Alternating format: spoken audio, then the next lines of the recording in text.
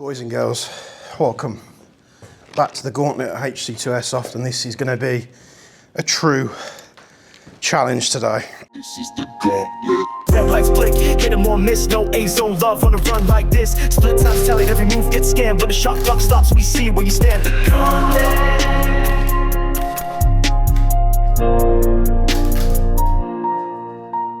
We're going to try the Gauntlet with the Northeast Mini Uzi. This thing is kind of testing. As soon as it cools down a little bit, it becomes unusable usually. We've got nowhere to mount a torch normally. We can't put a tracer on, there's no threaded barrel. However, I'm going to crack straight into it and give it a go.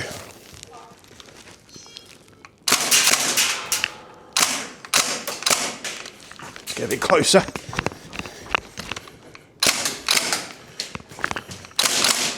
Actually not too bad, straight off the cuff.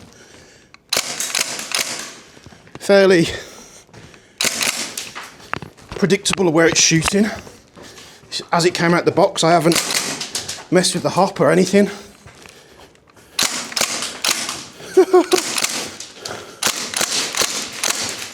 I'm actually really surprised.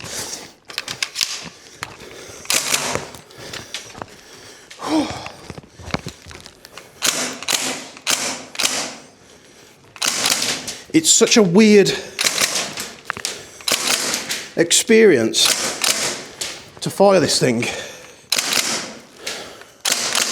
It's got zero blowback that you can feel. It vibrates slightly. That's as much as you're going to get out of this thing. It's small. It's heavy. It's fairly easy to use. I'm actually surprised how well it's shot. That one normally I struggle with. Did miss one upstairs a bit, but it's actually remarkable how well that thing worked. And if I'm being completely honest, the reason I bought this Uzi with me today was because I thought, I honestly thought it was going to do badly and it was going to show a visceral difference of like the newer modern stuff compared to the older stuff, but I am very glad. Didn't get a crazy time. I'll see if I can beat it now, but I'm very glad. We'll see if it carries on going.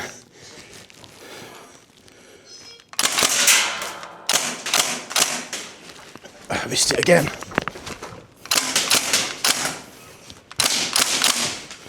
Can't remember how many rounds these mags hold,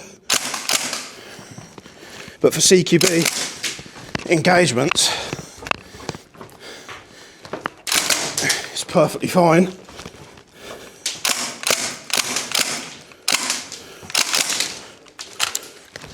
Empty.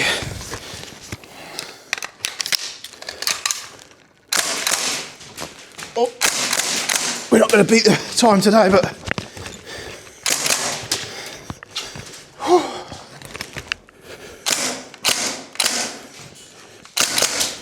it's actually remarkable. That one actually got hit by a ricochet. It's remarkable how accurate this thing is. Oh, it fills me with joy.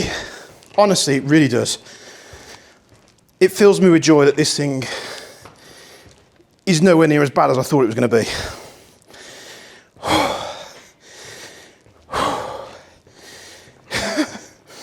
That thing actually worked really well. I'm surprised. Don't get me wrong, the trigger's awful. The way, right, this is, I'm not even joking now. This is how much blowback action you feel. You ready? That much. The fact that it blows back to reset the bolt, you really don't feel it in a real application sense. Now, if you were in a quiet room in your house, 61's still not a bad time. if you're in a quiet room in your house, you might in your head feel like it's got a bit more kick to it, but honestly, it hasn't. Just watch closely.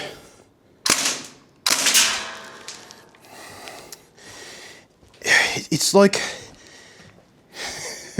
I can't, it's kind of like a, what do I compare that to? Like a really weak firing electric blowback gun.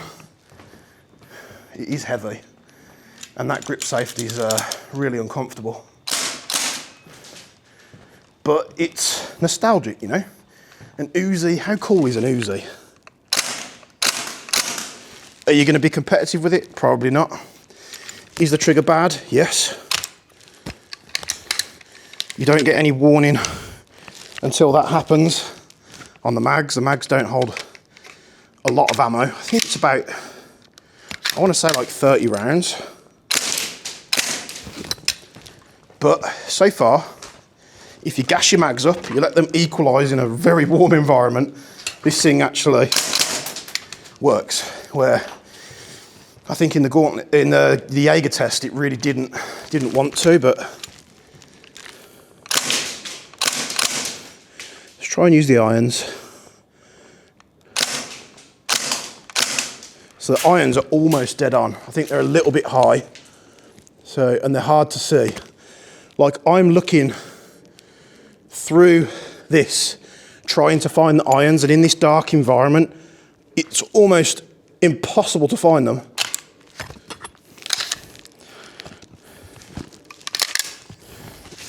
So outside, you probably find them a lot easier, but once you do find them, they're actually very accurate. They're quite well zeroed to sort of like 10, 15 meters.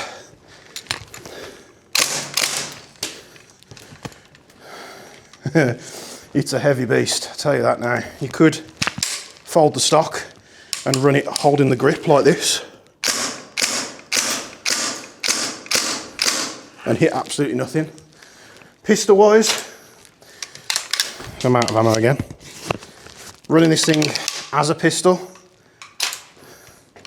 What?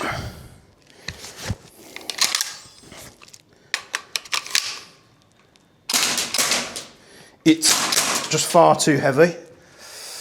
Oh, all these heavy guns today. But pointability, I know I've said that word probably before, pointability, what do I mean by that? Swift aiming or target acquisition without using any type of aiming device and just pulling it up and just being able to relatively hit stuff. I mean, it's how I shoot in Airsoft normally anyway, apart from outdoors if I'm using like a bolter or a DMR. But yeah, not too bad, Northeast. We'll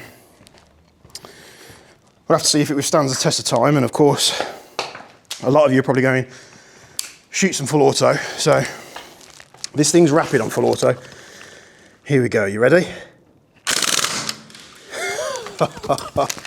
That is cool. The full auto is cool.